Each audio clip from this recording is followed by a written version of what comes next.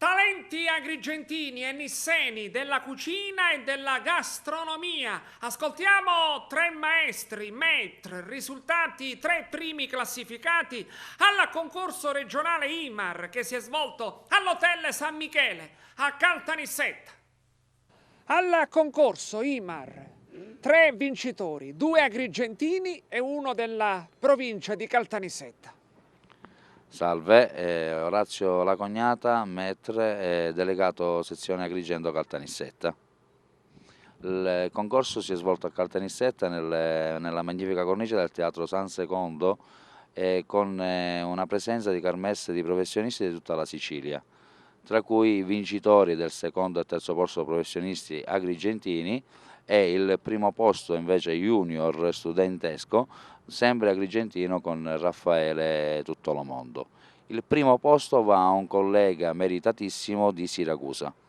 Salve, sono Raffaele Tuttolomondo e tramite questo concorso sono stato riconosciuto primo campione del Metro alla Lampada Junior.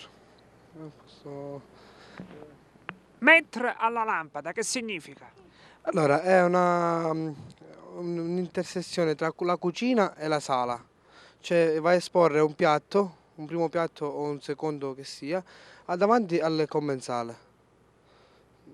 Quindi si tratta anche di un'opera gastronomica che è premiata per l'aspetto estetico. Sì, anche. E qual è stato il tuo piatto esteticamente riconosciuto come meritevole di essere premiato?